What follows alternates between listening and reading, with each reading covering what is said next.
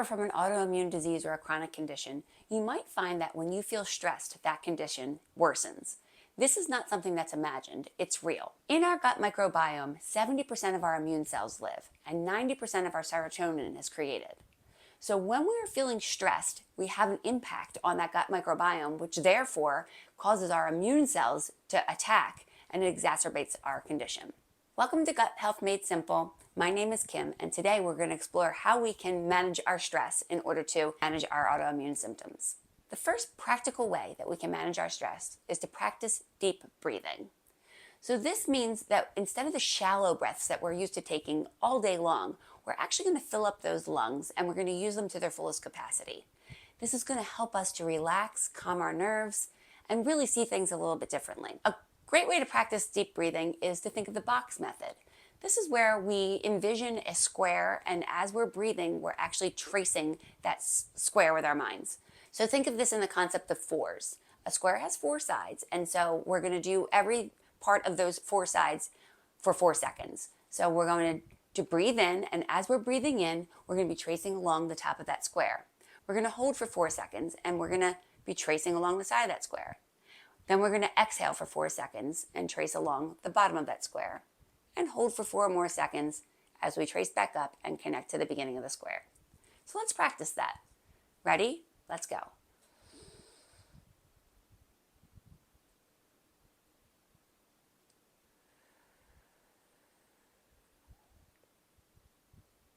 And now you're using your lungs to their fullest capacity, you're getting that deep breathing, and you're helping to calm your nervous system. So that's one way that we can manage our stress. A second way we can manage our stress is to make sure that we're adding daily movement. This doesn't have to mean a full-on exercise program. It could simply mean taking a quick walk. It can mean stretching. It could mean doing a little bit of yoga. It could also mean something like organizing your closet, pushing your vacuum. And these things are going to help relieve stress because you're also checking things off of your to-do list. The physical reaction happens because if we are increasing our heart rate, we're also going to release endorphins, which can help us to feel much better and help to relieve that stress. A third way to manage stress is to prioritize your sleep. Now, this is easier said than done, and I'm certainly guilty of having a hard time with this. But a couple really good tips for prioritizing sleep would be to establish a nighttime routine. Stop eating 2 hours before bedtime. Limit your screen time within 30 minutes of bedtime. Finding ways to improve your quality of sleep is going to definitely have a stronger impact on managing your stress. By the way, make sure you check the pinned comments below for my free guide. It's 6 simple ways to manage your stress. Now let's look at the fourth way to manage stress. Set healthy boundaries. So I had a good word of advice a couple years ago. I found myself running ragged by trying to volunteer for everything in my kids' classes, everything in my kids' schools, and I wasn't getting the opportunity to actually sit, relax, and take time for myself. A friend had said to me, Kim, instead of always saying yes, how about you respond with, let me get back to you. Then check your calendar, see if it's something that's manageable, and then you can agree to helping or volunteering for whatever it is. If it's not something that works, then you can always say, let me see if I can help you next time. So it's a great way to set boundaries, and it's a wonderful way to help manage your stress. A fifth way to help manage your stress is to spend time in nature. This can be something as simple as listening to the birds, hearing the wind blow through the trees. Sometimes I even like to find flowers to see where the bumblebees are surrounding them. So spending a little bit of time in nature each day will help us to recognize that there's something larger than the things that are stressing us. There's something bigger happening around us.